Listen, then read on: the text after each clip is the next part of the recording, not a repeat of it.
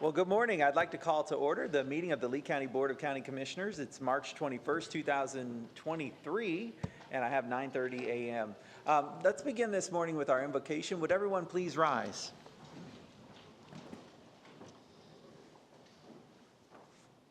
Heavenly Father, we come to you this morning to ask for wisdom. Father, we're so grateful that we get to live in this amazing county that you've blessed us to live in this amazing country too.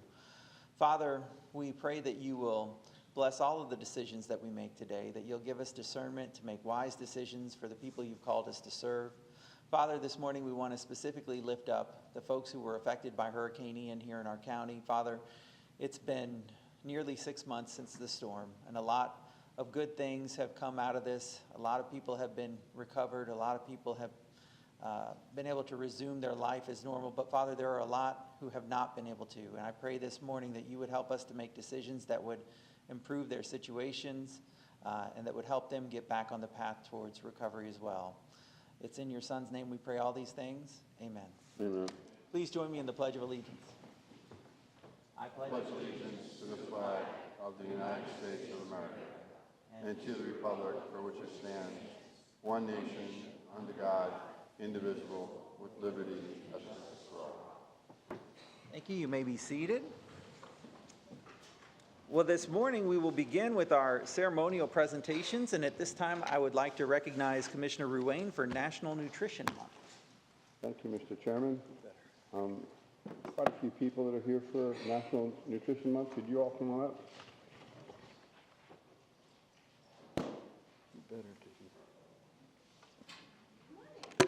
Good morning. So, could you help him out? So the protocol would be, I'll read the resolution. Okay. We'll take a photo. Great. And then someone from the organization can have a few words. Wonderful. Thank Okay. you. If you want to step back, I'll gladly read this for you. Thank you. The resolution reads as follows.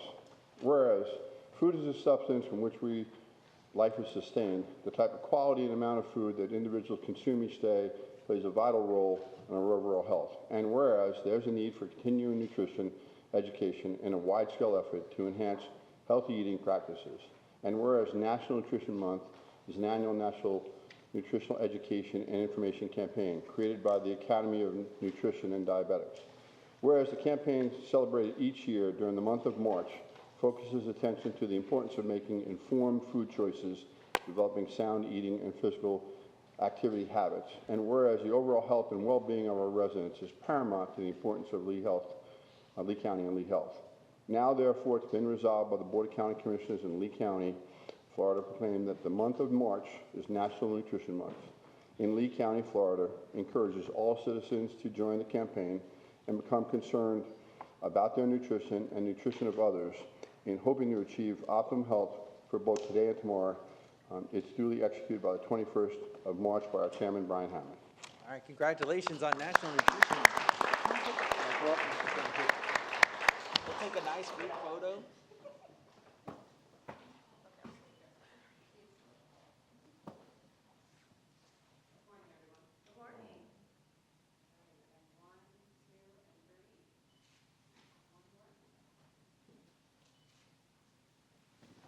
Thanks so much. Here's the proclamation. And whoever would like to go to the podium and speak and say a few words, that would be great. Wonderful. Thank you.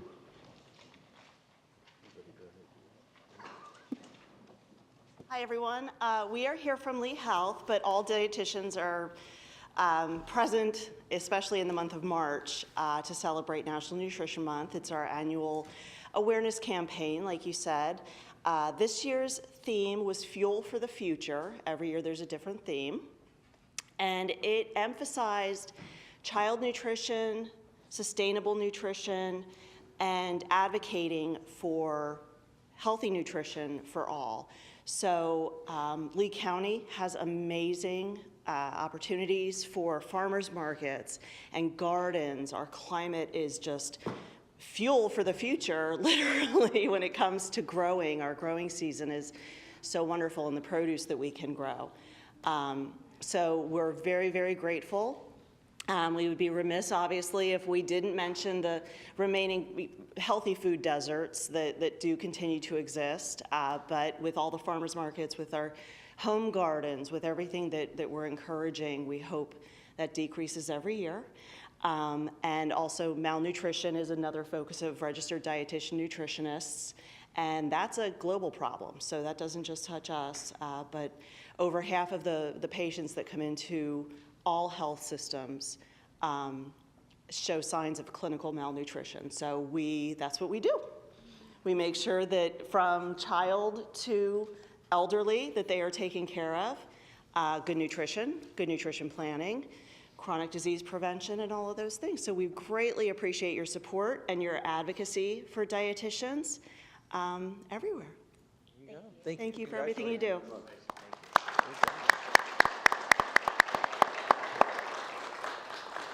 Thanks, Commissioner Ruane. And my grandmother, who was a more than 30-year home economics teacher who focused really heavily on nutrition during her time as a teacher, would be very proud. So thank you. All right, at this time, I would like to ask the folks who are here with the American Red Cross to please join us at the podium so that I could read a resolution into the record recognizing the American Red Cross. Good morning, how are you? Good. I'll read the resolution into the record and then we'll take a quick picture and then you could say a few words for us. That'd be great. So the resolution reads, whereas the American Red Cross fulfills a unique and vital role in our community, providing help and hope in the face of emergencies and disaster, and is a true reflection of the humanitarian and volunteer spirit of the American people. And whereas for over 78 years, the United States presidents have called upon people to support the American Red Cross and its humanitarian mission.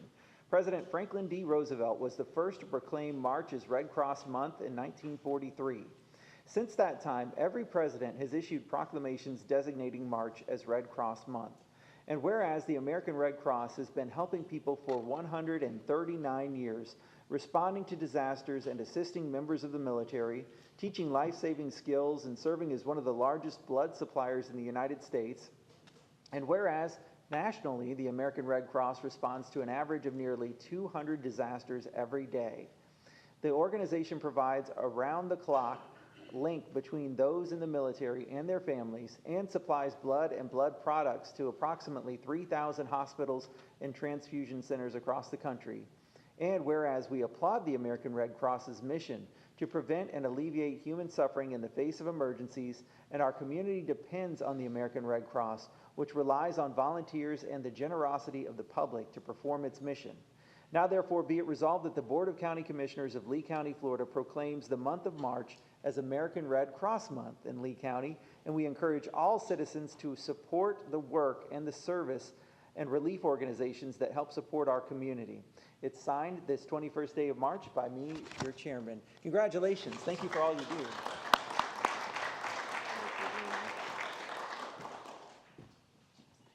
Good to see you again. Here's my checklist. I'll present you with that. Very good.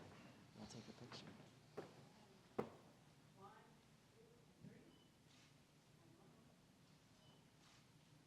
Thank you. Thank you. And we want to thank you guys for all that you've done in the wake of the hurricane. And give you a few moments to share some of your story. Wonderful. Thank you so much. I appreciate the opportunity to come today. I'm Jill Palmer. I have the privilege of serving as the Executive Director for the American Red Cross Florida Gulf Coast to Heartland Chapter, serving Lee, Collier, Hendry Glades, and Highlands counties. I'm one of 3 staff members that take care of those 5 county areas.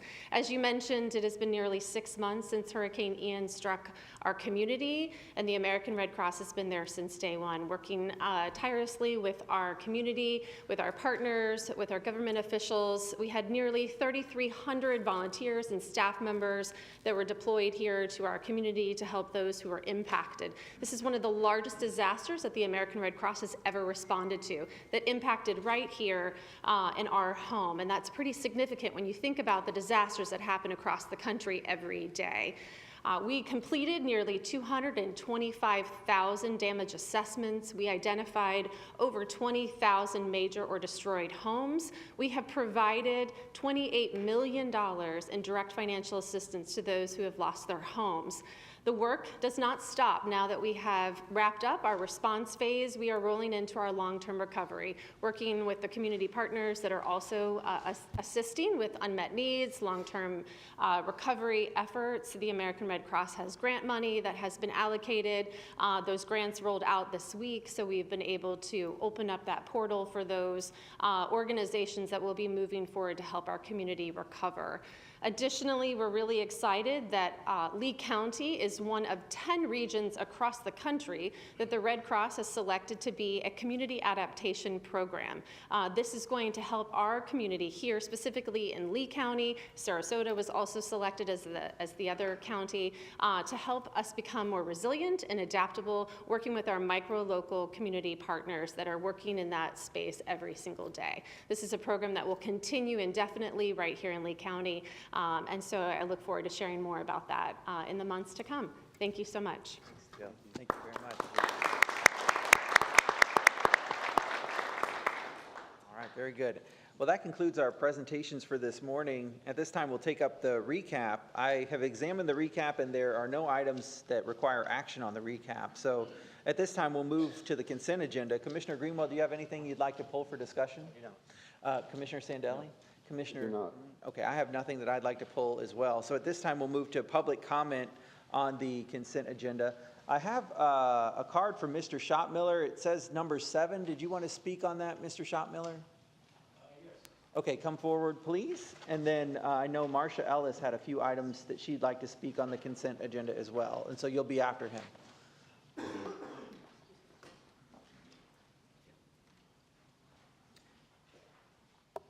Good morning. And everything's all set? No need to touch anything? Great. Good morning. As always, you know that I've been an advocate for a long time on the needs of the people of Fort Myers and the area of Lee County. You got so many people becoming more homeless. We got older people. We got people due to the hurricane too. And I know it takes time to build the places and things like that, but it's getting the properties and it's getting the emergency places until people can move into apartments, like a youth hostel setting or like that. I remember years ago when I first came to Florida, I was early in recovery, and I did some open talks on recovery at the Salvation Army, and they had places where people could have a cot. It was like $10 a day, and they got breakfast, they could pack a lunch, they go out and do day labor. To me, that's a good thing. You know, and people that, some of them were on disability, so they had, you know, they had to leave during the day, of course, and do other things, but it was, people weren't on the street like they are now. I mean, back in the 90s, so, and that was like 92 that I first came down here. So it's feasible. It's getting the seed money, and I'm saying it's not to be free. A youth hostel, you pay. You pay so much a night, or you pay by the week, and that I've stayed at a few. And to me, that would be a good thing, like to get some of these buildings to just sit and making them into, and it brings in revenue for the needs of the homeless and the advocates that help them. You got people feeding in the parks, you got people getting clothing, so, and also it goes into the people that are building the housing, like the Lois Healy's and others that have done some efficiencies. So getting the properties, you got 7 acres, it's a trailer park. Make something nicer, do something like on Marsh Street. Those little cottages, duplexes that look like little cottages that look about the same distance as a mobile home would be from each other. They got a gazebo where they can have cookouts. It looks like a nice little kind of village setting, you know? Well, that could be done with trailer park, so let's all work together.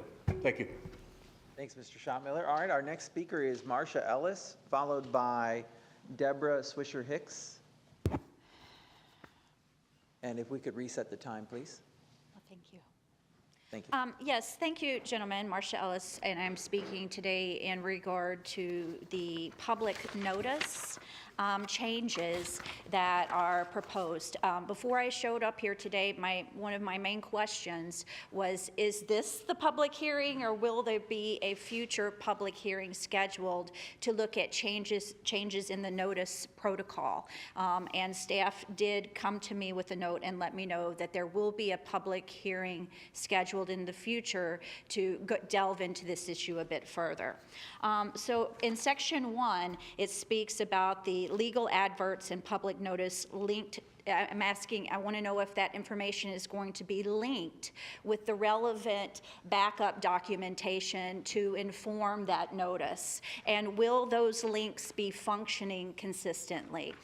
As we know, there have been issues at times with accessing information that are connected to legal actions and/or zoning cases that frustrate the user. Second of all, in section 2, the language is, it says the most restrictive requirements will apply.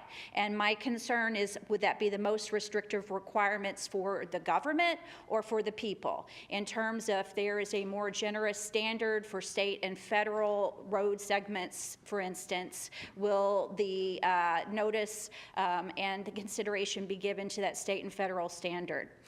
Third of all, or will the opportunity for public be further limited? In terms of what kind of oversight and enforcement mechanism will be available if the county government does not fulfill the obligations to notice according to the statute, and who would be responsible for supervising and providing that oversight? Would the notice period, the 7 days, for instance, on an agenda item, or would it be the 10 days as in a zoning action? What would be the procedure for consideration or modification give to zoning actions to continue these things forward? And the problem is that overall the public is unaware of zoning actions that affect their neighborhoods until after a sign gets posted. And at that point, the staff and the applicant have been working together, and it's almost too late to give that consideration unless you don't go to your job and you show up at the actual public hearing to give your input. However, we know that people have a hard time doing that, and they're at a disadvantage because they haven't been in communication with the staff. Further, that if you submit something by email, it wouldn't be included in the official record because the applicant's attorney could say, this person is not here for me to cross-examine, and it won't become part of the record going forward. Ms. Ellis, we'll see you sorry. back here for the administrative agenda and the Okay. public presentation of citizens. All right, thank you. Thank you. All right, Ms. Swisher-Hicks. And then I believe that's everything for the consent agenda. Hi, Deborah Swisher-Hicks. I'm a resident of Pine Island. I'm calling. I didn't know I was going to speak regarding this because I didn't know it was going to be partially on the agenda. It's the has to do with the consent. As a person on Pine Island, I can actually vouch and say that internet access to the on the island is very minimal. It still is very spotty unless you actually go out and purchase yourself a Starlink, or if you happen to have good cables through to have it repaired. So having a consent on just purely online is not, I would not support that because the fact that not everybody has access, but everybody should be involved. Thank you. Thank you. All right. And so items number 1 through 24 are on the consent agenda. Has anyone come to speak on the consent agenda that did not turn in a card then? Okay, seeing no further speakers on the consent agenda items, then commissioners, does somebody wish to make a motion to approve the balance of the consent agenda? Motion to approve from Commissioner Sandelli. Second from Commissioner Greenwell. Very good. Commissioners, does anyone have any questions or discussion on this? No? Okay, very good. All right, seeing no discussion, are there any objections? No objections. That motion carries unanimously. All right, at this time, we'll take up the administrative agenda. Mr. DeJarlais, please introduce item number 1.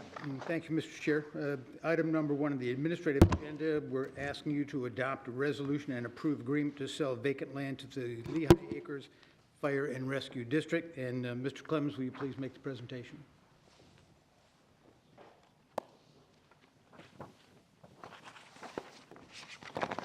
Morning, Commissioners. Robert Clemens, County Lands. This item, we're seeking a request to approve a purchase agreement to sell excess land that was originally purchased in 2019 for the expansion of the Lehigh Acres Community Park to the Lehigh Acres Fire District. This situation is to help accommodate the fire district in a larger site where they can put a fire station and a training facility. And further, we're seeking to recommend charging them less than market price for this property to help accommodate them with their operations. However, in our agreement,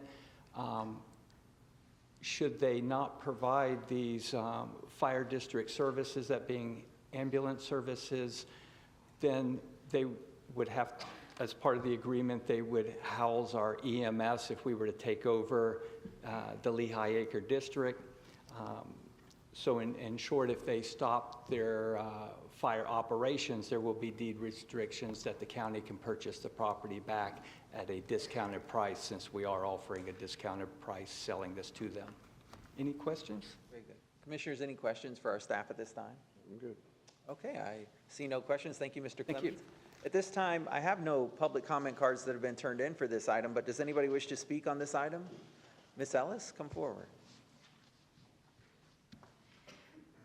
Hello, I would like to speak on this item because of the issue with the spray foams and what we've learned about those foams contaminating the environment with the PFASs. And I think that the proximity of this particular parcel to all of that water that I see represented in blue on the visualization, as well as to children who are playing in this county park, is an issue that I would like to feel a little bit more comfortable about and know what sorts of activities may be involved with this training facility.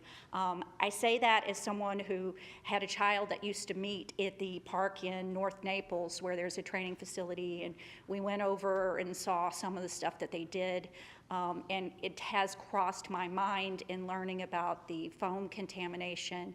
I don't know that this particular placement serves the public interest. Thank you.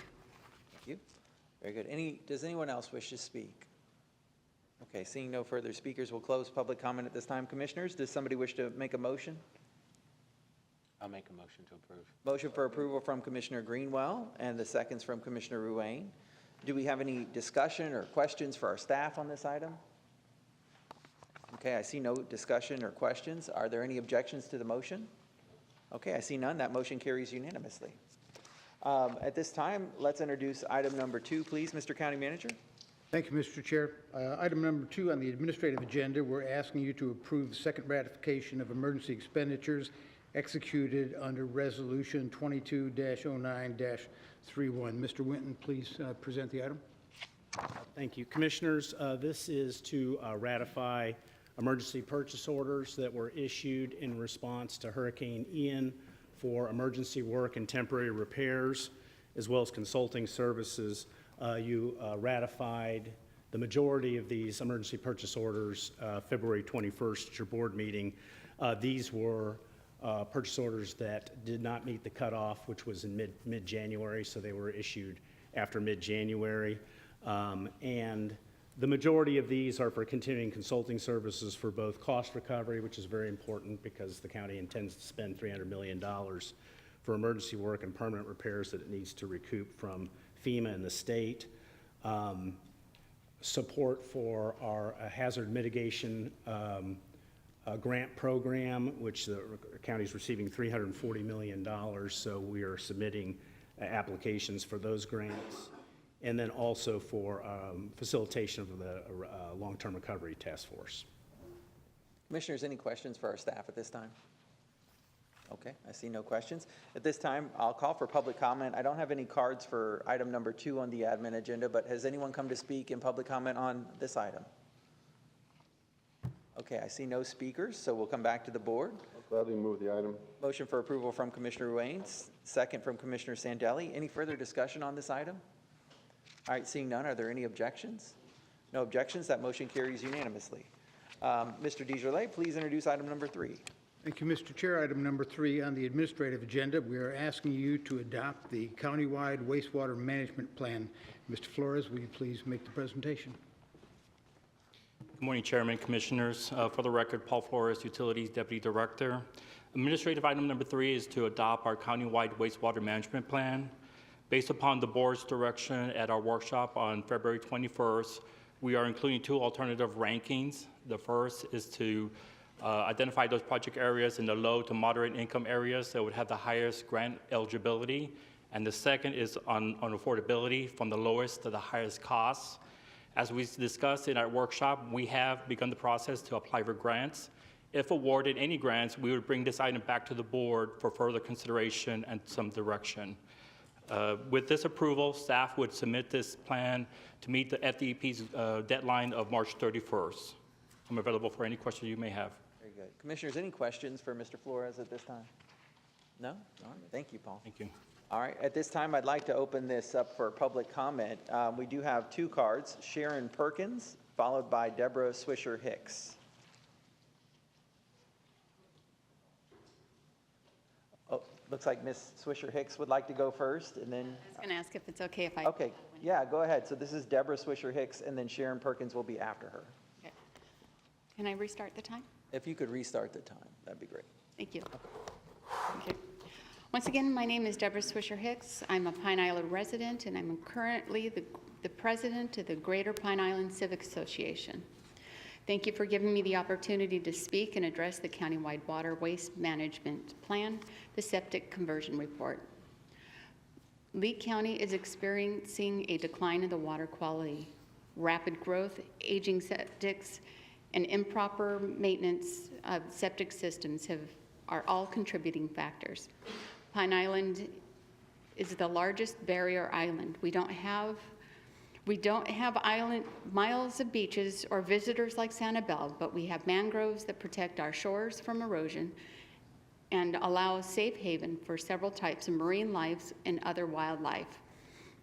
The island is surrounded by aquatic preserves, Pine Island Sound Aquatic Preserve and Matlacha Aquatic Preserve, an outstanding Florida water. Pine Island also offers recreational opportunities with kayaking, sporting, and recreational fishing. We have several preserves situated on the land with hiking trails like St. James Creek Preserve, Pine Island Flatwood Preserve, Buttonwood Preserve, Smokehouse Bay Preserves, Carter Preserve, Gulp Preserve, and that's just to name a few. The health of the water directly affects Pine Island's aesthetics, ecosystem, wildlife, and ongoing tourism. Water quality is a priority for the majority of our island residents. Throughout the late, Pine Island has over 4,500 septic systems. We have approximately 637 septic conversions that are using the wastewater treatment center on Pine Island. Currently, it's about, 30 to 40% at capacity. So there's plenty of room for more. As you can see, I do have charts to hand you all. Why has Pine Island been given more consideration or priority for the septic system? The Calusa waterkeepers have monitored our island water system, and there's great concern. Pine Island septic systems are a low-pressure system, which costs more, and more than a gravity system to install. Many of our island residents are economically challenged and would not be able to afford a connection fee of $10,000 to $30,000. One more sentence.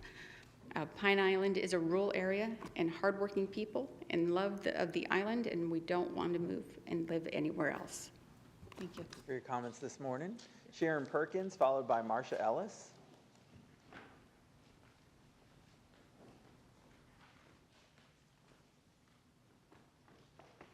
My name is Sherry Perkins. I'm a member of the Greater Pine Island Civic Association. I have attended the Matlacha, St. James City commissions, council meetings for years. Been on the island for 20 years. I'm familiar with most volunteer organizations and many, many, many people on Pine Island who have septic systems. The proliferation of the septic systems on Pine Island, with thousands more septic systems that have already been approved by the county, add a tremendous volume of fecal matter to the surrounding areas. Many people fish in Pine Island Sound.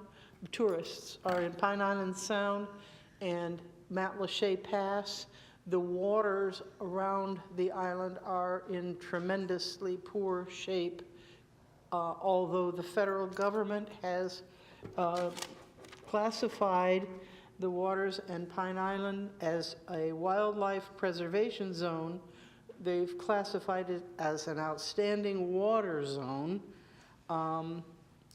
and a national aquatic and wildlife preservation zone. The federal government is also buying up many of the smaller islands to try to save some of the land for conservation. And the septic systems are hardly mentioned on Pine Island in the county's wastewater treatment plan. It's just our children from our public schools are sitting in learning about the environment in fecal infested waters from septic systems, and the county's septic to sewer plan hardly even mentions Pine Island. And we think it's one of the most critical areas in the county, and it should be not only in the county plan, but it should be rated highly because it affects so many areas around that bring in our tourists, fishermen, etc. So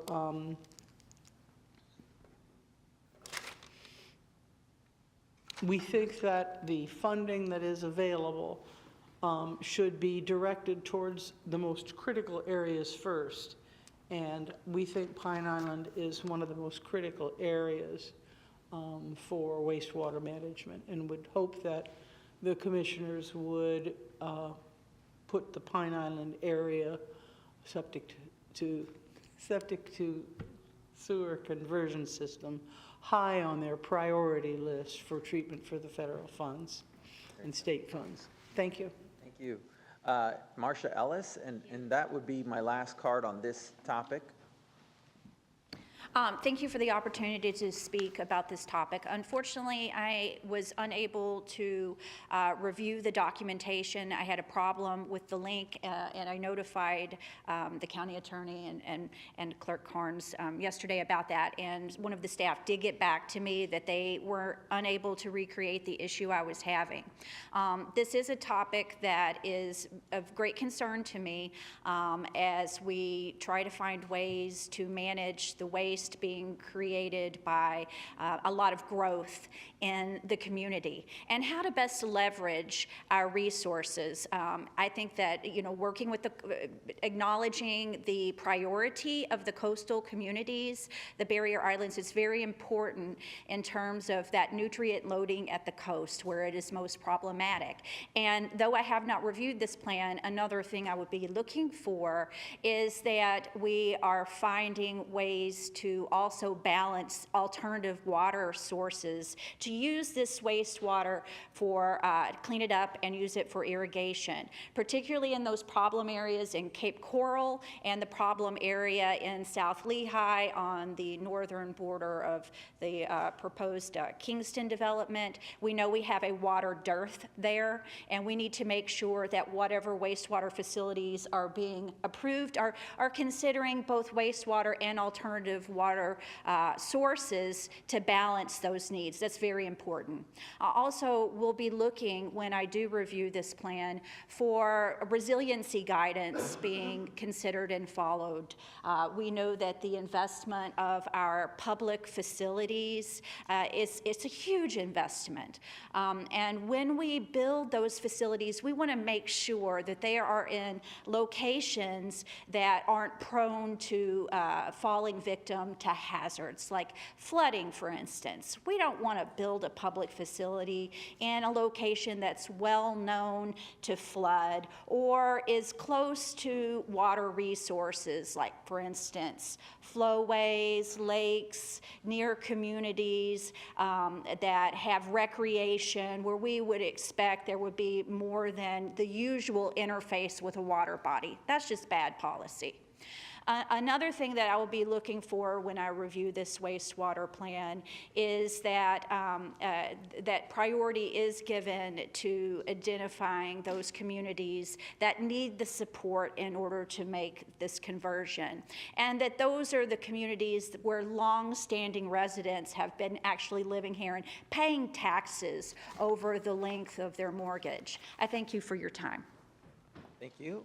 All right, has anyone else come to speak in public comment on administrative agenda item number 3? Okay, I see no further comments. At this time, we'll come back to the board. Commissioners, does anybody wish to make a motion, or are there any discussion? Some comments, Yeah, Mr. Commissioner Chairman, Ruane, thank you're you. recognized. We had a great workshop, and I agree with the speakers. We want to continue to try to address the waterways as much as we possibly can. Low to moderate income are certainly our focus, and prior to the workshop, we certainly looked at properties. There is a significant cost associated with converting from septic to sewer. Even with grants and the proposals that are here online, we're looking at a contribution from households anywhere from as low as $34,000 to as high as $37,000. Unfortunately, the total costs are in the 60s. That's what they cost. So even when you get grants, the opportunities to try to lower that. These are rankings that we have. These are rankings in a workshop. We have the ability to move them up, move them down. There is Pine Island shores identified in here. And furthermore, I think it's just important, we were awarded on Wednesday a $1.1 billion community block grant, and some of those funds can be utilized to low to moderate income when it pertains to septic to sewer, so there'll be other opportunities for us as well. The challenge we're going to have is just the overall cost associated with this. So I know the commissioners know in the workshop, we approved a list. We have the ability to move items up and down the list. Obviously, funding and grants will have a great influence on those.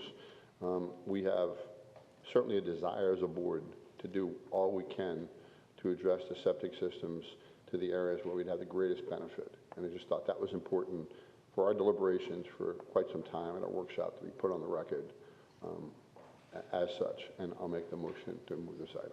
Okay, so the motion for approval is from Commissioner Ruane, second from Commissioner Greenwell. Any other comments or questions, commissioners? Yeah, I just want to echo what Commissioner Ruane said as well. I thought the workshop was extremely productive that we had together. I think a lot of us have ties to Cape Coral and have really closely watched the utilities expansion program out there. And as a kid, I got to watch the utilities come in when we lived on Coronado Parkway in South Cape, and I saw how much my parents were assessed then. And it's funny, I then bought a house myself growing up and living in Cape Coral, and we got assessed, and we saw that. And it's gotten bigger and bigger over time, just as everything has with inflation. And so, I think one of the things that we did in our workshop that I think will help a lot of people out with this is talking about trying to re-rank these projects based on grant eligibility that could help maybe bring down some of that cost, or project affordability that again could bring down some of that cost to the ultimate consumer, because we are coming out of a hurricane where many people have had to pay deductibles and extra expenses to repair their houses. And so we want to make sure that we're not hitting them with an extra cost. And so I think the plan meets the requirement that we turn this in by March 31st, and I think it's got some pretty good rankings, and I do look forward to seeing the projects come back when it's time to really discuss them and vet the individual projects more thoroughly. So, all right, with that, I'll go ahead and call the question. Are there any objections to the motion? Okay, I see none then, so that motion is approved unanimously. All right, thank you. And that concludes our administrative agenda. I saw no walk-ons and carryovers notated on the recap. Anything, Mr. County Manager? No, sir, none this morning. None this morning. Okay, very good. Then let's start with commissioner items. Commissioner Greenwell, do you have any items to bring to the board's attention today? I do. Okay. Last year, the chairman of the board issued a directive to the staff to study the Lee County Civic Center property. I would like to direct staff to develop a community engagement plan that includes a website and a survey on that, on what the future use of that would be. Also, county manager and staff, do we have recommendations for the buildings? Mr. Chair? Yes, sir, Mr. County Manager. Ms. Brady? Good morning, Commissioners. Yes, at this time, based on the structural analysis that we received, as well as damage that was done to the property through Hurricane Ian, our recommendation at this point would be to close the buildings until such time we can put a plan together that we can bring back to you that would look at what the priority one costs would be. We have asked Mark Mora and Ehab Gurgis from the Facility Construction Management Team to update the numbers that are presented in the report. We do anticipate that those numbers are going to escalate due to inflation and cost of materials. Is that recommendation, is that open to the public yet, or no? This is the first time that we're having this conversation, sir. I do also want to point out that there is a gun show that is scheduled for the first weekend in April. So we can take a look at seeing, making sure that any immediate life safety issues are addressed, so that we're making sure that at least that event could still take place. You know, based on staff's recommendation, can we direct staff to close all buildings and develop options for the site operations and bring it back to for consideration? Yes, sir. What we're asking, or what we would be asking, is to start the community engagement process, where we're talking with the community, getting information back, setting up a survey on the website so that we understand what it is that the folks within the community are looking for, and that is something through previous board meetings that the board has promised to the community. And then for us to take a look at, again, options to bring back to the board, reviewing the priority one, which are immediate life safety and code compliance issues. The board has, again, made a priority the fair as well as 4-H. So we would like an opportunity to take a look at what options we would have to make sure that we're maintaining 4-H functions out there, and bring that recommendation back to you. I also want to make a note that the engineering report that we posted online is the executive summary. There is a full engineering report, but due to Florida regulation and the fact that that is a county facility, not all of that report is available under Florida Sunshine, and that report would need to be heavily redacted before we are able to release that out to the public. So so can you include recommendations for the buildings, cost of repairs, obviously 4-H activities, and options for the current agreement with the Fair Board that's scheduled to sunset in September? Yes, sir. The current agreement that we have in place, you executed this as the board last year. It was changed to an automatic sunset. Excuse me. So there are no renewals. This agreement is set to sunset at the end of September. And so we would be able to bring back to you options for the board to consider on how we would like to move, how the board would like to move forward with maintaining of the buildings, and also events out at the Civic Center moving forward. Very good. So Commissioner Greenwell, with that being said, are you hoping to make a motion to get the board to agree with you to direct staff to provide certain direction to them? Yeah, today? I'd like to make a motion that the staff make recommendations for the buildings and the 4-H activities and options for current agreement and the future of the Civic Center. So I'd like to make that motion. Okay, so we have a motion from Commissioner Greenwell. Do we have a second? I'll second. Second from Commissioner Ruane. Very good. Any discussion or questions on the motion? Commissioner Sandelli? I just have one. I think we've all been out to the properties. We understand the conditions. Some are not too bad, some are bad. But are we proposing here that we're going to close all the buildings, or are we going to be able to prioritize the fact that some could remain open for some period of time for some intermittent use?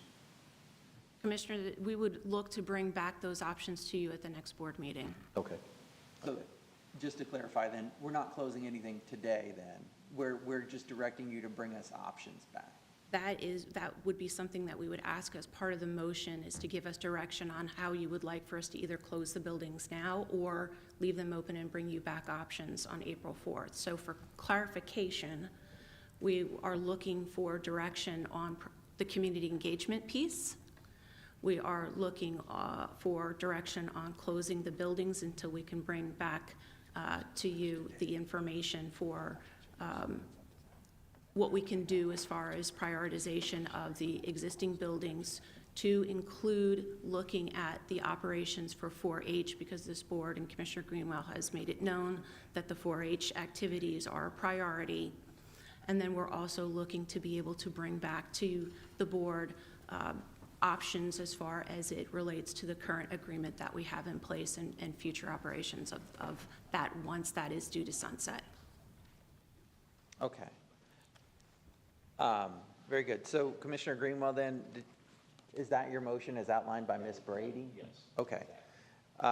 So, and Ms. Brady, then, what buildings would close if we do make that motion today? Would all of them close, or would only some of them close? At this point right now, our recommendation would be to close all of them, with the exception of looking at the Civic Center itself, since there is a gun show scheduled for the first weekend of April, and we would send staff out there to see if there's immediate life safety issues that we would need to address for the running of that event. Okay. All right. So what questions do we have, commissioners? Any on this, then, to clarify? No? When would we know? Commissioner Greenwell? Obviously, we're going to go out and look at the building, and the main Civic Center building itself. We will know next week that the gun show would be okay or not okay by that visit out there to go over what the recommendations were from the study that was done. It would be at the following board meeting, which is April 4th. And when is the gun show? It is that previous weekend. Okay. I believe that starts the 1st. Okay. So that would have to go on, because we wouldn't be recommending closing it before then. Correct. Okay. So the gun show would still be on. Okay. Sir. All right. So that would be very short notice. So that was going to be my recommendation, that we would leave it obviously open for the gun show until we can make a better decision. So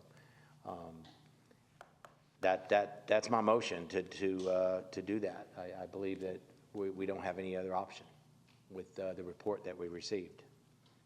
Very good. Mr. County Manager, did you have something to add? No? No, sir, not at this Thought I point, saw your hand. unless you have additional questions. Do you have any questions?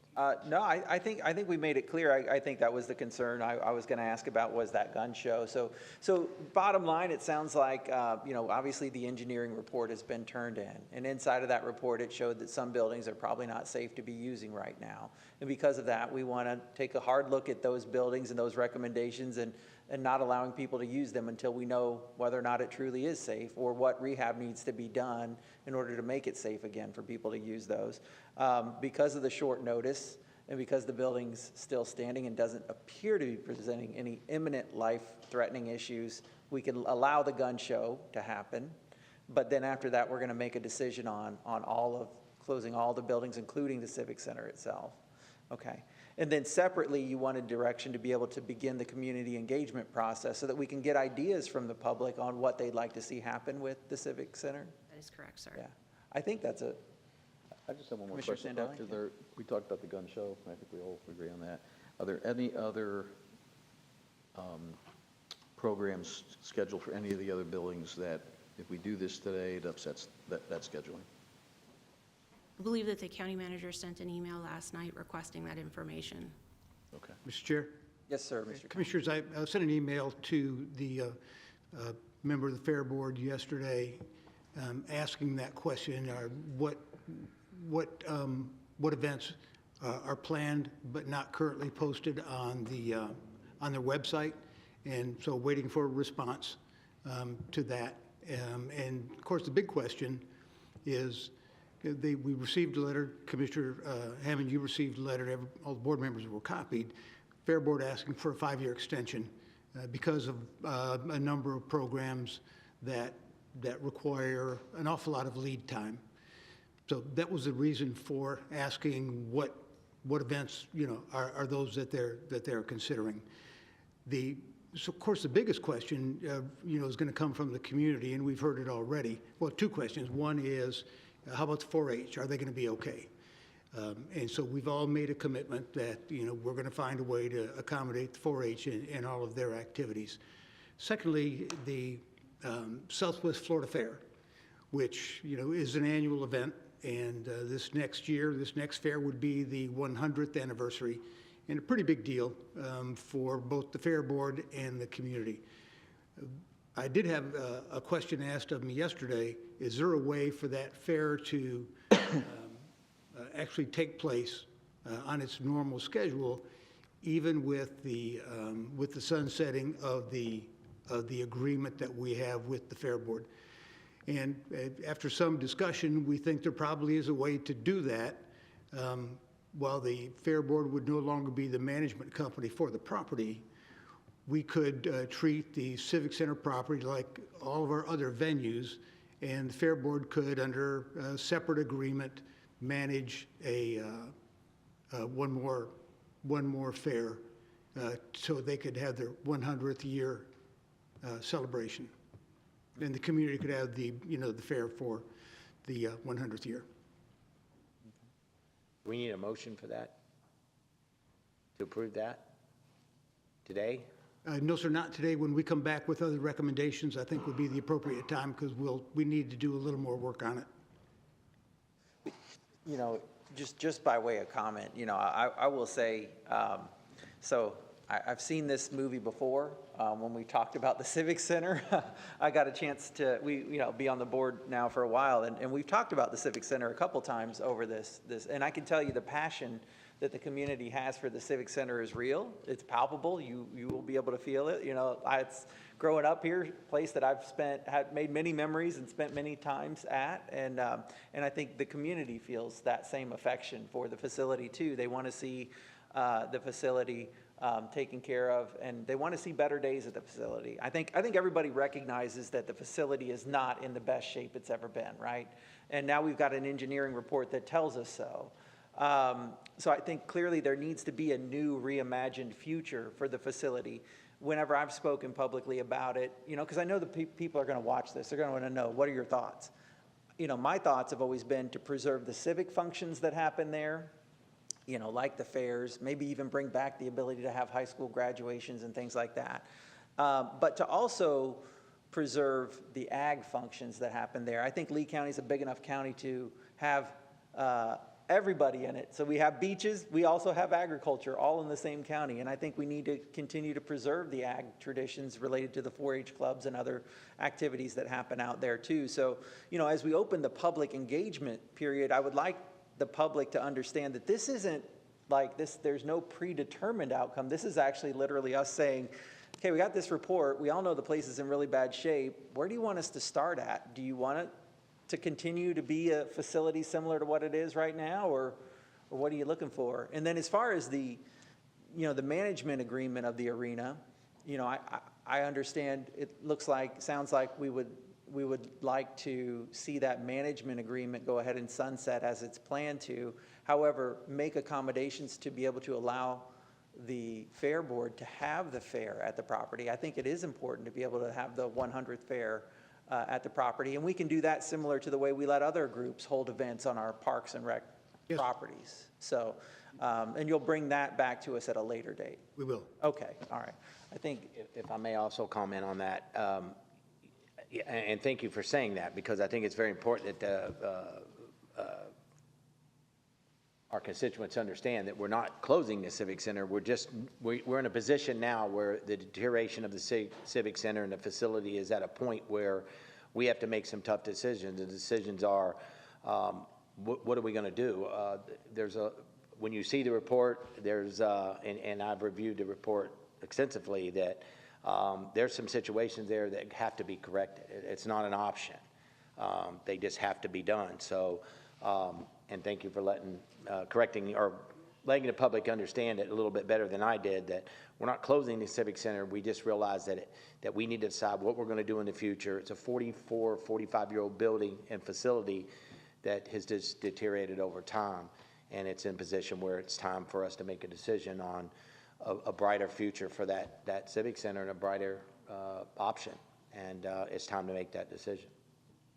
All right. Well, thank you. Commissioners, since we have a motion on the floor and we do have some comment cards related to the Civic Center that we're going to speak during public presentation, since they're germane to the topic, I'm going to go ahead and call those speakers now. One would be Fran Crone, and the other one would be Tom Knoffel. Tom, if I said it wrong, I apologize. Good morning. Morning. My name is Fran Crone. I am the manager for the Southwest Florida Lee County Fair Association. As far as your email, yes, sir, we did get it at 4:58 p.m. yesterday. We have not had a chance to put that information together. I can tell you that we have contracts out. We have the Citrus Expo, which is in August of every year, which is a large event. There are contracts that we have on the books that are already signed, deposits made. So I think that should be taken into consideration. I would like to point out that the Civic Center was certainly safe enough to house all of the FEMA, everybody that stayed in there for months. So it is safe enough for that. We did lose the Whaley Hall. The roof came through in that one. But the grounds itself, North Fort Myers has very little in the way of a multi-use property like the Civic Center is. And I think it would be very remiss of the board to take that away from the area and the citizens out there, because the Civic Center is like a weekend venue. You have your gun shows, you have your vintage market, you have your RV shows, you have your fishing shows. That's the venue that this is. And so, you know, there's not much out there in North Fort Myers, and I would really hate to see you guys take that away. I would look forward to building it and reimagining the future. I think that's great. But the 4-H and agriculture component is very necessary. There is also grants that are available through the state for licensed fair associations under Chapter 616, which the Fair Association is. Those grants will build ag educational facilities, which are your barns, which are your buildings to house your competitive exhibits and this type of stuff. So there are ways to work with the county management to do this. We have tried to do this. We've extended the offer of help and partnership. So before we go just closing the buildings, I would just like to make sure that we look at all of the aspects. But we do have a lot of contracts out there. So, and we will get the information together for you. Mr. Chair? Yeah, Commissioners, I hope I didn't sound as though my request that I sent you yesterday and we not yet gotten a response was a criticism. It was not intended to be. Clearly recognize it was late in the day and really had no expectation that we would have it here this morning. So if it sounded critical, please accept my apologies. And thank you, Mr. County Manager, for that. And Mr. Knoffel. Good morning. Thank you for the opportunity to speak. It's actually Knafel, but as I said, that's the closest that anyone ever comes. So I am actually a member of the Fair Board. I'm also on the executive committee for the Fair. And I think my message would be a very simple one. I have been involved with the board now for about 5 or 6 years. In my time on the board, it seems to me that traditionally the commissioners and the Fair Board have worked very well together. We've managed to make it through 99 fairs, many of them held in the current location, and we're looking forward to the 100th. So my offer to all of you as a member of the board, and I think I can speak for the entire board, is as you look at the future of the property, you look at the future of the Civic Center, how the fair is going to look as it goes down the road, we'd like to work with you on that. We would like to continue the cooperation that we've had over time. I think we have some very good ideas. Although I certainly agree that the Civic Center could use some work, it's seen better days. I think also it needs to be recognized the Fair Board has put an awful lot of our money, the Fair Board's money, into that property over time, building new horse arenas, things like that that benefit 4-H and the ag out there. So the offer is out there. We'd be happy to work with you and see what we can't do. I agree with you. Let's improve that property out there and make it something that the county can be very proud of for the future. Thank you. For your comments, very good. All right, any further comments on this motion before we go ahead and vote on it? Okay, I see no further comments then. All right, we have a hand. You got to come to the podium if you're going to do it. Thanks, Ms. Ellis. I'm just not sure if this is the non-agenda portion where. No, this is just on this particular item? Yep. No, I'm just a little curious as to how the public will get the information or get the survey that in order to be able to weigh in. Like, I don't know where, there's lots of stuff I've got input I would like to put on this matter. I just don't know where to go to participate in the survey, nor do I know where to go to find out when the public hearing about the notice is going to be. So there's some confusion there. And if I could get some clarity on that, that's just my question. Thank you. Very good. All right, any further speakers? All right, I see no further speakers, so we'll close public comment. I assume, Ms. Brady, when we direct you to begin the community engagement process, you will begin the planning of how to distribute the information about where the survey would be and the information will be and all of that, just like we distribute all of our information. Okay, very good. Any further questions then, or comments? I'd like to have one final comment. Sure. I'd like to make sure everybody understands, I'm not being critical of the Fair Board. You know, time does a lot of damage to things.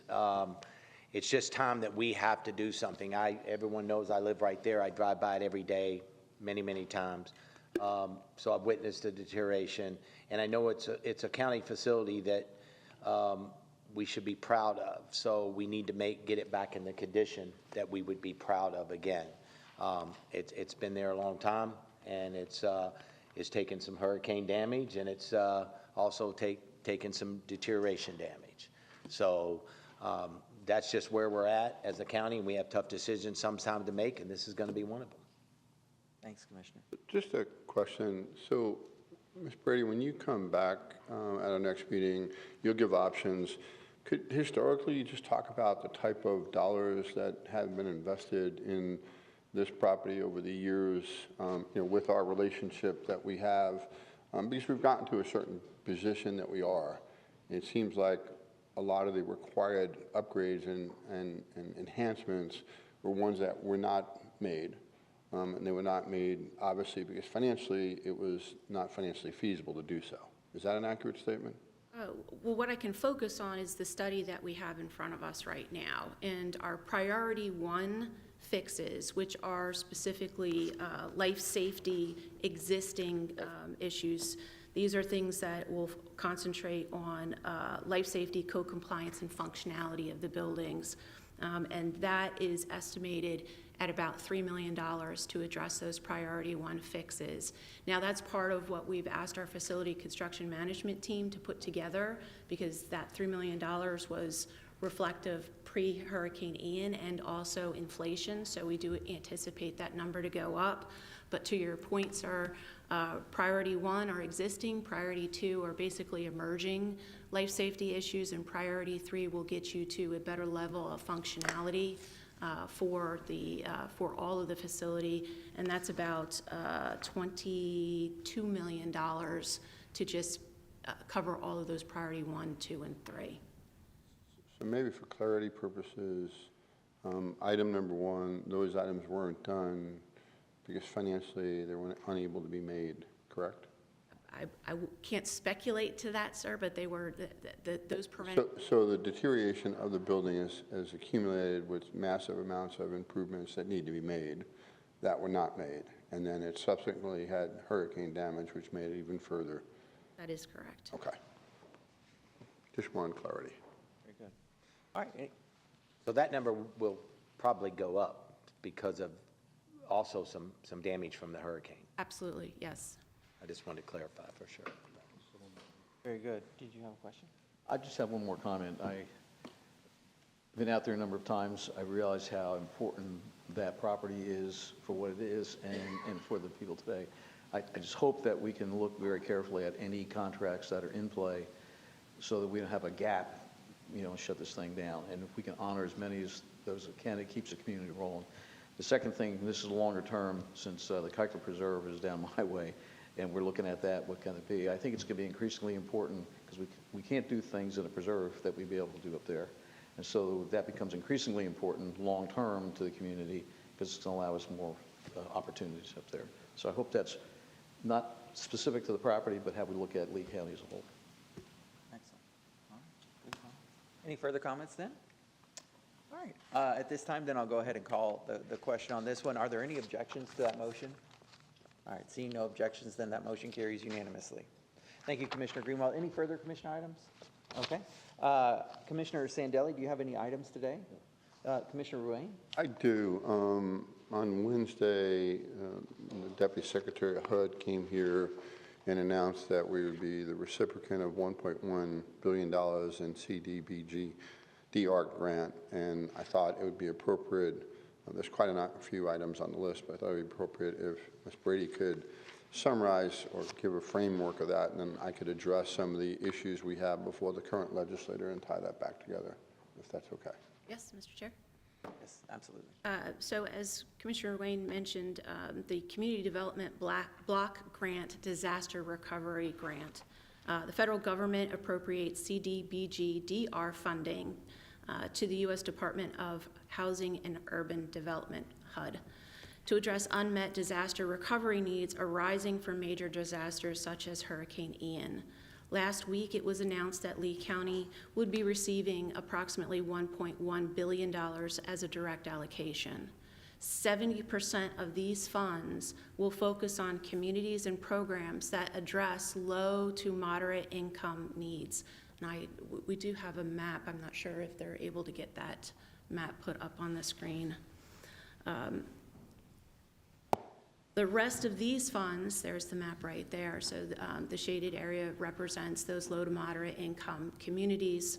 But the rest of the funds will focus on infrastructure, economic recovery, as well as planning and administrative costs. HUD is due to issue a Federal Register notice that will provide specific details of the grant. And once this notice is issued, it will trigger various timelines. The first being 60 days for the county to submit financial certification materials to HUD, which we are currently working with our emergency management contractor, Haggerty, to prepare these materials now.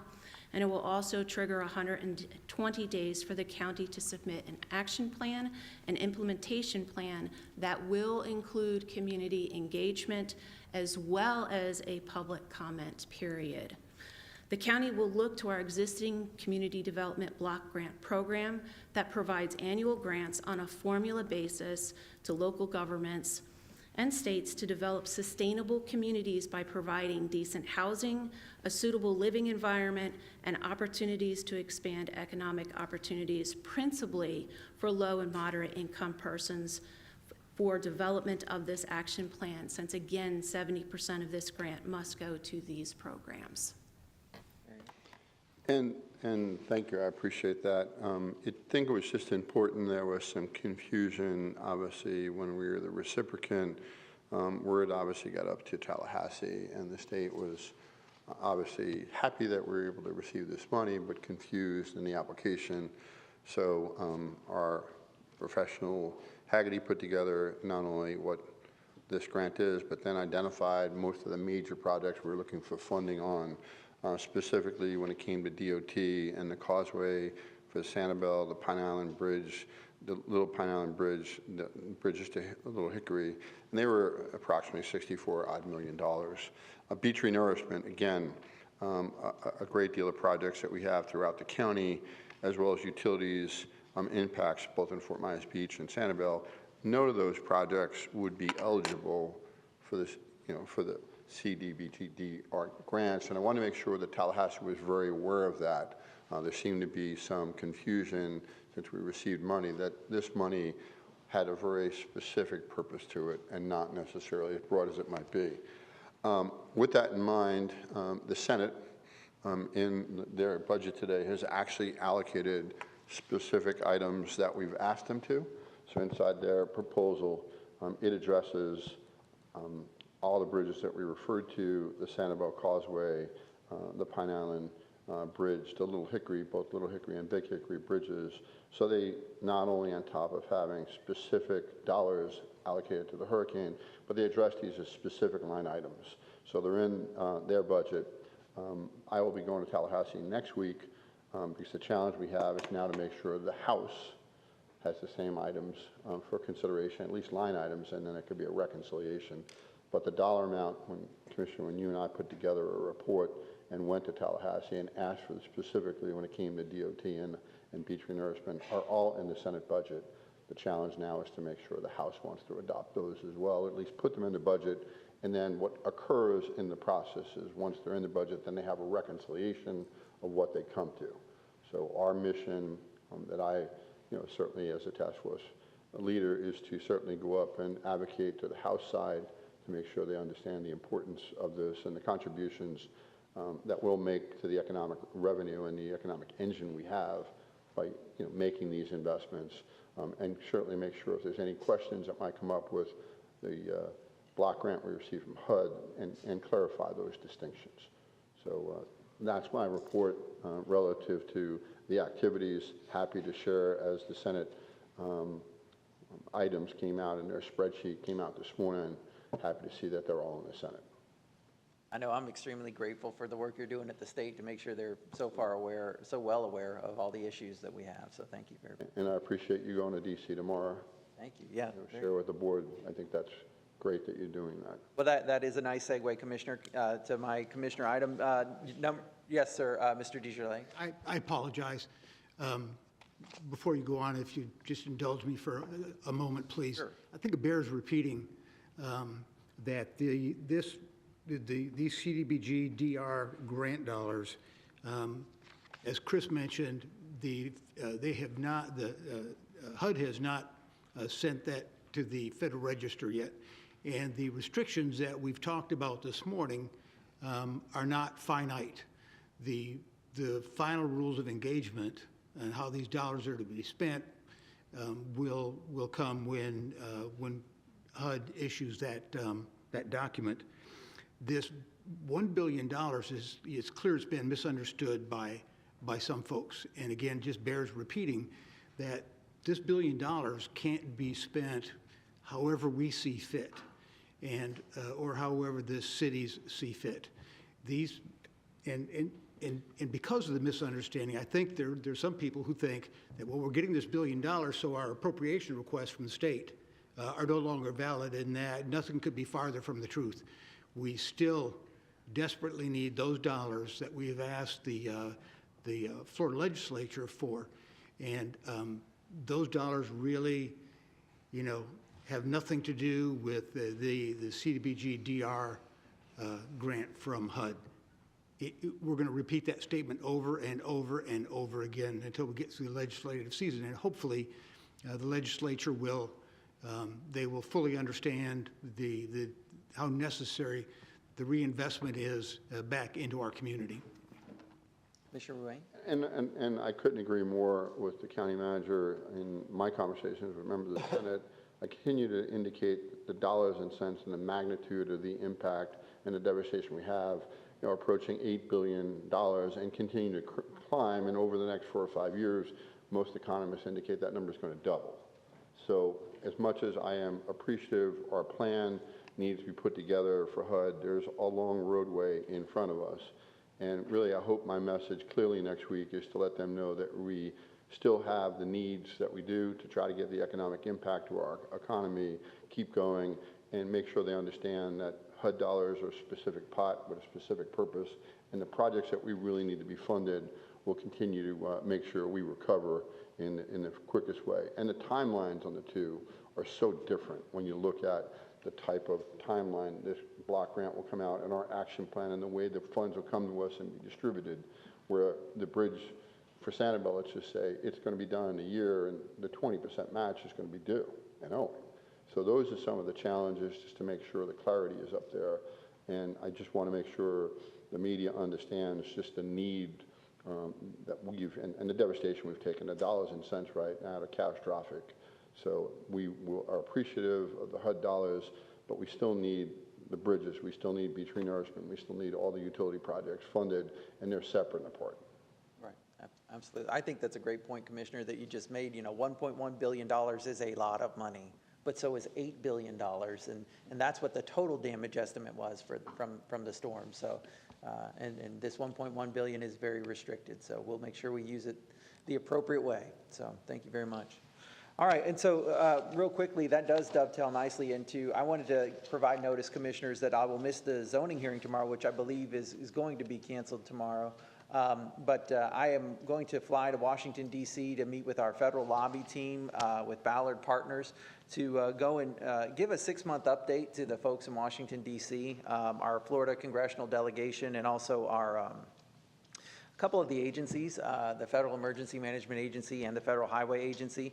To put it as simple as I can, I'm going up there to try and help give them an update on where we've come in the last 6 months related to storm recovery and how things are going, and make sure that they understand we're very grateful for all the assistance they've given us, but to also let them know about a few things that are stuck that we'd like to get unstuck to try and help serve the residents better, to help them recover fully from Hurricane Ian. And so we'll be having those meetings from sun up to sundown on Thursday, and then I'll be back in town by Friday. So I'll give you a report of how everything goes after those meetings as well. Another item that I have as a commissioner item today is the Crime Stoppers, Southwest Florida Crime Stoppers, Inc. has reached out to us. They need to be recertified with the Office of the Attorney General. So they've asked if I could send a letter as the chair of the board, and so that's what I'll ask for today, is your permission to sign a letter on behalf of Crime Stoppers to Attorney General Ashley Moody, just serving as a certification that the Lee County Board of County Commissioners authorizes them to act as our permanent agent for the purpose of applying for and receiving monies from the Crime Stoppers Trust Fund. And so, Commissioners, if somebody would make that motion in a second. Gladly will make that motion. Motion from Commissioner Ruane and a second from Commissioner Sandelli. Anybody want to speak in public comment on Crime Stoppers? Okay, seeing no further public comment, are there any objections to the motion? No objections, that motion carries unanimously. I'll get that letter signed and we'll get it off to the Attorney General's office. And that concludes my commissioner items. Commissioner Greenwald, do you have any appointments that you'd like to make today? I do, Chairman. I have two. New Jeremy France to the Lee County Development Code Committee, and a reappointment for Ramey Hall to Affordable Housing Committee. Very good. So we have a motion from Commissioner Greenwald. Do we have a second from Commissioner Ruane? Do we have any discussion? Are there any objections? No objections. That motion carries unanimously. Commissioner Sandelli, do you have one? Commissioner, I do have one new appointment, Gary Willoughby, to the Community Action Agency Neighborhood District. Okay, motion from Commissioner Sandelli, second from Commissioner Ruane. Any discussion? Any objections? No objections. That motion carries unanimously. Commissioner I have several. To the Recovery Task Force branch, in the planning capacity, Matthew Leager, planning capacity, Danny Ballard, economic recovery, Robert Galloway, education and workforce, Todd Everly, infrastructure, Jason Chacona, infrastructure, Steve Sarkozy, infrastructure, Ian Smoyer, infrastructure, Micus Mikalikis, probably butchered his name, apologize, infrastructure, Fred Edmond, natural resources, Holly Milbrandt, and health and social services, David Brown. Those were additions to the initial task force as we had openings to them. There's that. Okay. And so I'll make that a motion. A motion from Commissioner Ruane. Do we have a second? Second from Commissioner Greenwell. Do we have any discussion? Any objections? No objections. That motion carries unanimously. And I do have just two more appointments, one to the Coastal Advisory Committee, David Mount, and two, Lee County Community Action Advisory, Dawn Bellamich. Okay, the motion's from Commissioner Ruane, the second's from Commissioner Sandelli. Do we have any discussion? Any objections? No objections. That motion carries unanimously.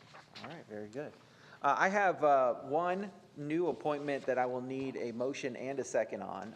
Amanda Brunson to the Community Action Agency. I'll make that motion. Motion's from Commissioner Ruane, seconds from Commissioner Sandelli.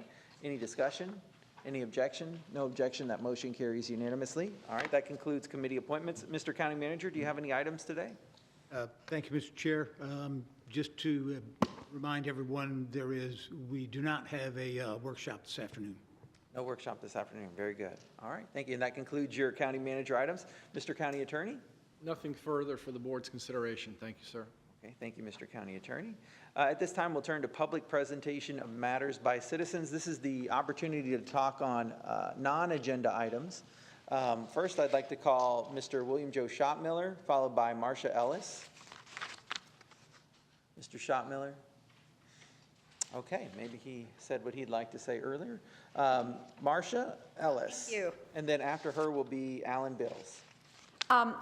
Thank you, Commissioners, for the opportunity to bring forth this important issue. And I would like to talk about insurance. And the question that I really pose is, do we have the ability to enact policies or strategies that lower or moderate insurance rates through risk management? And then is there an opportunity through these strategies and policies to also protect water quality and the tourism economy? And I believe that we do. And the framework for those actions, I think, is spelled out pretty clearly through the community rating system and the participation in that program.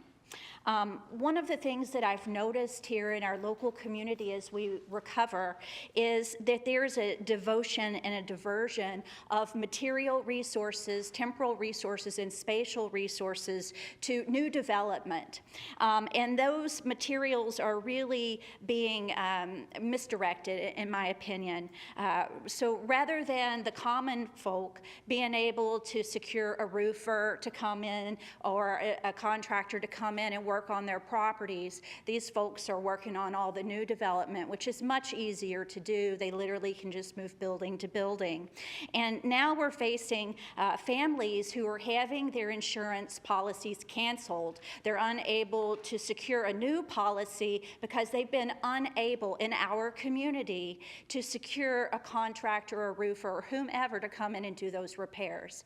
And I think that this is a really serious problem that we can do something about through adjusting and prioritizing those repairs as a community, that we have control over that. I know I've heard as a possible solution to the collapsing insurance market brought forth by a representative to create some market pressure by requiring policyholders that do automotive business or commercial business in this state to also be able to pick up those other insurances for homeowners. This, however, is a smokescreen in my opinion, because it doesn't really look at what we can proactively and preventatively do in our communities through hazard mitigation by doing things like acquiring conservation lands, for instance, and educating the population about the risk to hazard, identifying those properties that have experienced repetitive damage.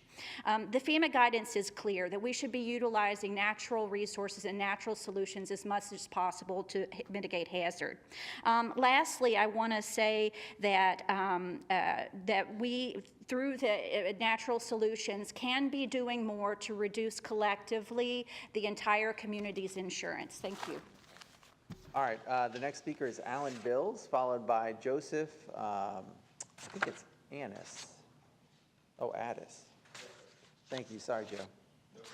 How you doing? Thank you very much for your time. My name is Alan Bills, owner of Alan Bills Marine, and my topic is House Bill 735. I've had many talks with the state, always getting, it's being misinterpreted. I'm sure everybody's been getting that. It's kind of giving me the runaround, can't get anything in writing. They just keep saying misinterpreted.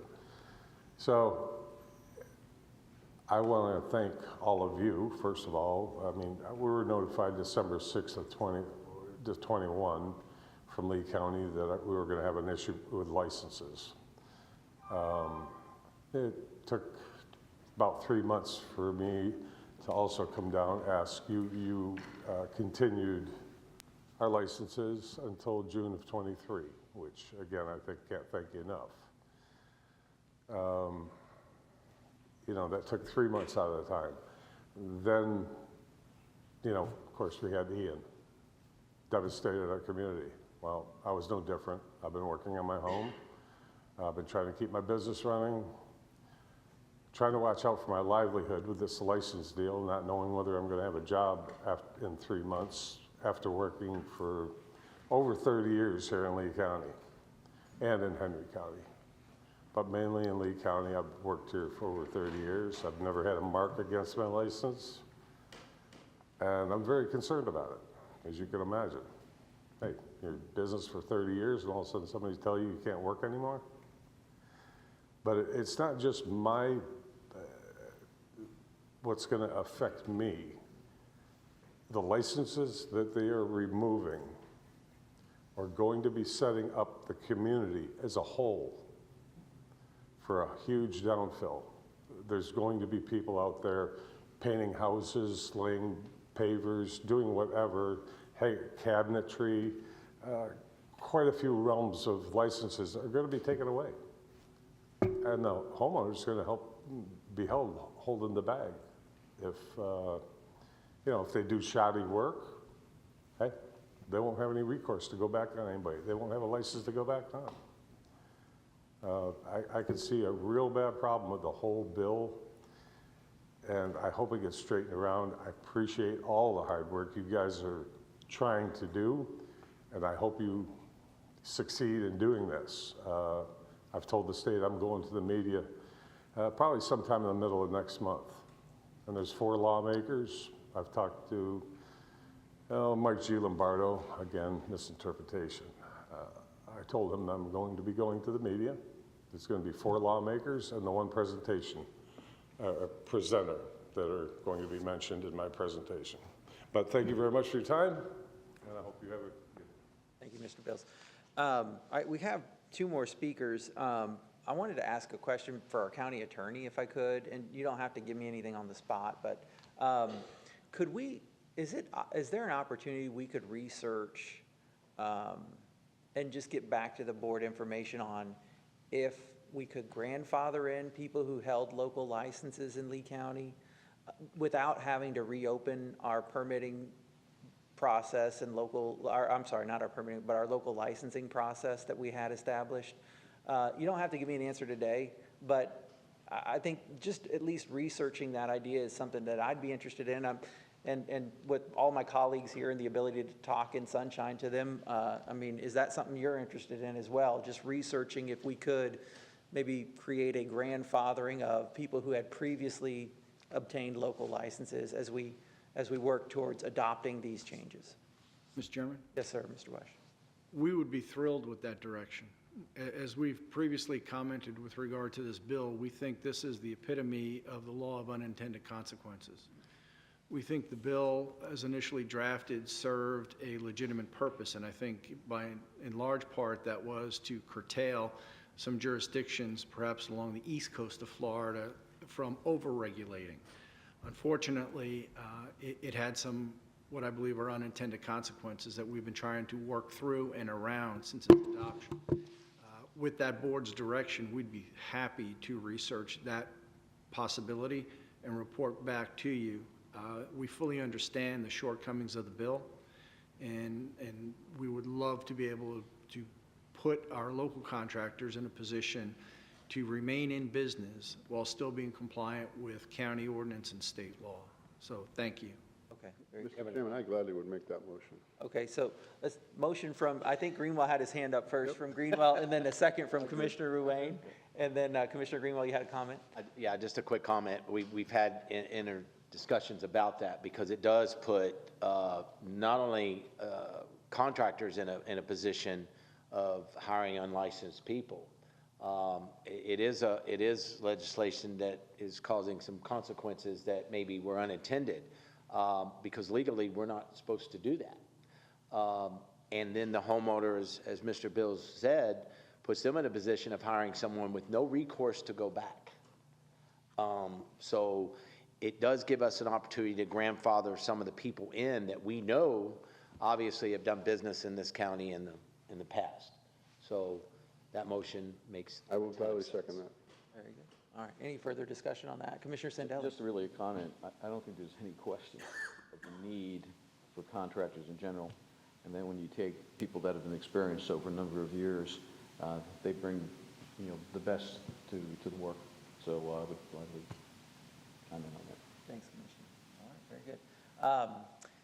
So we're in the public comment period. Does anybody wish to give public comment on that motion since a motion's been made? Okay, seeing no public comment, then we'll close public comment. Any further discussion on that? No further discussion, then that motion carries unanimously. Thanks, Mr. Wesh, and I know you'll get back to us on that then. All right, two more speakers, Joseph Addis, followed by Jessica Mershon.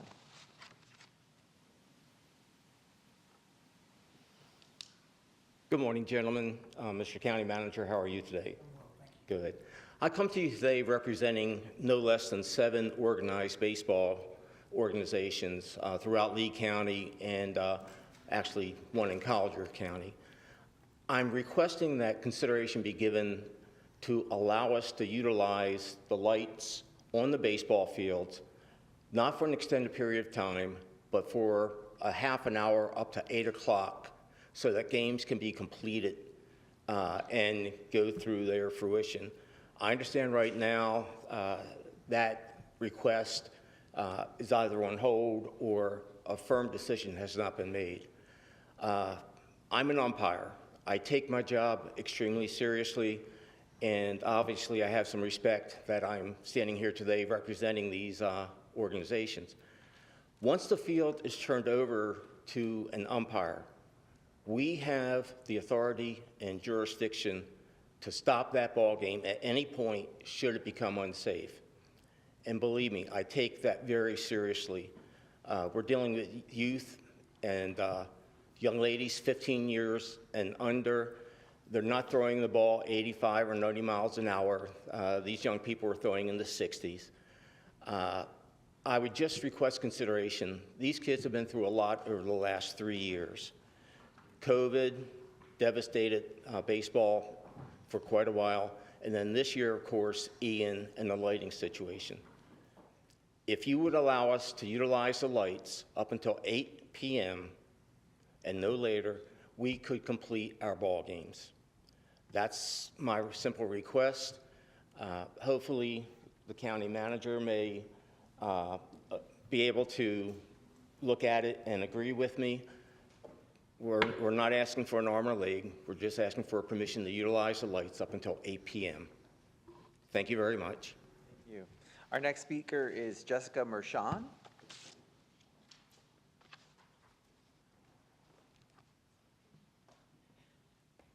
Good morning, and thank you for allowing me this opportunity to speak today. My name is Jessica Mershon. I'm here on behalf of the North Fort Myers Babe Ruth Baseball League, where I currently sit on the board as the vice president.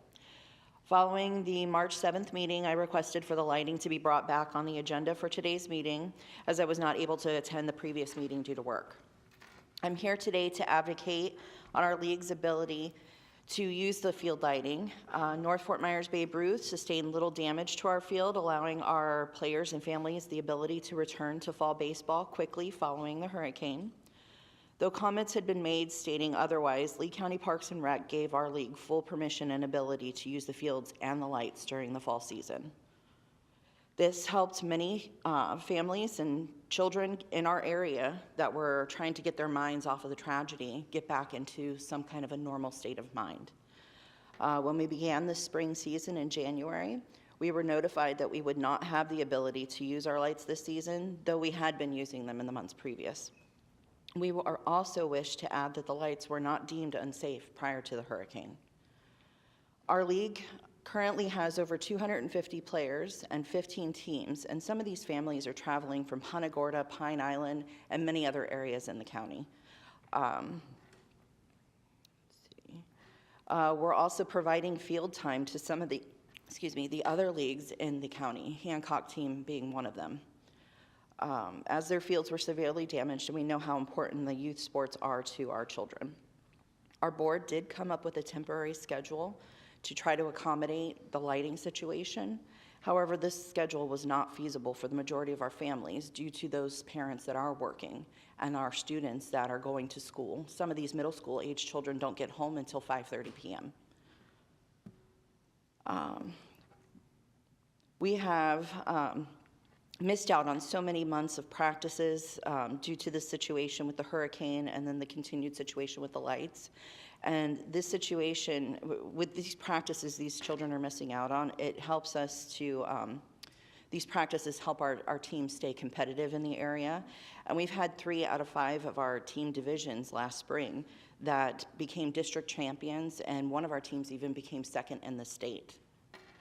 So we've waited patiently for daylight savings time to take place, as everyone keeps saying that this would allow our players the ability to have a more normal practice and game schedule. However, the time change only provided us with an extra hour, and that extra hour is only allowing us to have a more normal start time for our practices.